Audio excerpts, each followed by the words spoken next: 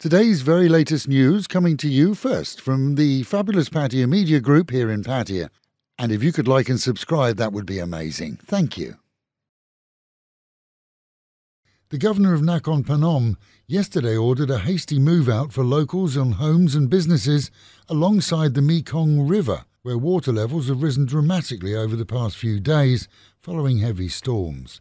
In places, the river was already overflowing yesterday and reached close to the high riverbank peaks, even in the city area. Levels are expected to rise again today, and all have been advised to remove their valuables from buildings. Livestock too has been moved to higher ground by farmers, and vehicles ordered to be removed from parking areas. Thailand's cabinet has given the thumbs up for a draft decree that would allow the growing of opium along with magic mushrooms. That, though, would be limited to the International Narcotics Control Office in Chiang Mai, which would be allowed to harvest the products for medical use. The growth of both has long been prohibited here, but as morphine, which is produced from the opium poppy plants, is not only expensive, but also in great demand by hospitals here, so the controlled crop would be of great saving to the Thai national health system. 400 million baht was spent on overseas supplies in a 2-year period. The mushrooms will be tested for properties said to alleviate depression. The week has seen the first public hearing on plans to develop a causeway bridge from the mainland to Koh Samui. With 2 other hearings planned, EXAT, the tollway authority, predicts a cost of 34 billion baht to finish a 20-kilometre span, which would make the island more accessible to visitors. And if all's approved, construction could begin in 4 to 5 years. As India blocks rice exports and demand for Thai rice has risen to a high level globally, so the cost of rice locally for Thais has risen dramatically too, with some reporting a 10% increase in just a month. The concern is that rice, the staple diet of all here, will become less affordable to the poor. Globally, rice is expected to continue in its rise in price, and here there's a fair chance that crops next year will not be as good as this due to the predicted drought. And in the capital, those long-ignored canals look like they could be getting a second lease of life. This is the city plans to renovate and modernise them, setting up a boat transportation system which would help many to bypass the daily traffic grind. New mooring points, each a kilometre apart, and modern passenger boats are planned for the service, which could start to be available as early as next year, with the whole citywide programme given a finish date of 2027.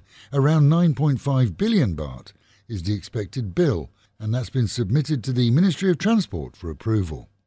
Meanwhile at home, and the Royal Thai Police have seized some 270 million baht from a temple abbot and a handful of Chinamen who are accused of selling overpriced amulets to tourists close to the Big Buddha mountain. Reports in Thai media suggest that one Chinese and his Thai wife applied for a food vending stall on the temple property but instead flogged amulets, paying a massive rent for the privilege. Traditionally, amulets are sold at a fair price as they're part of the Buddhist tradition, and neither scalping nor bartering is acceptable. Police have stated that amulets that cost a mere 400 baht to manufacture were being sold for up to 20,000 baht. A 52-year-old Indian tourist ended up with a broken arm and nearly lost the sight in one eye after a falling out with a much younger man of the same nationality. It seems that the two were vying for the attention of the same woman in Soi 16. Both men were interviewed by bemused police, as each, of course, blamed the other for the fight. Local ladies of the night told police that both men had been in groups and that, yes, they'd begun hitting each other. It looks like both lost out, though, as they were engaged in statement-giving while she was left to her own devices. And locals are simmering with anger after a crowd of over 100 Middle Eastern and Indian men filed into an area of Soi Yen Sabai, some in support of their friend and others to take photographs of a Kuwaiti who fell off his rented motorbike at 4:30 in the morning. Medics weren't too happy either. They had to work their way through the crowd, and after treating the 22-year-old, some of his fellow countrymen attempted to stop them, taking him to the hospital. And in Bang Sarai, a local man fell out with his neighbours over smell and noise from a business he was running. Deciding to burn him out, he climbed into the neighbour's home after dark and sprinkled petrol around the rooms, but didn't notice that he'd splashed himself too. That is, until he lit the match.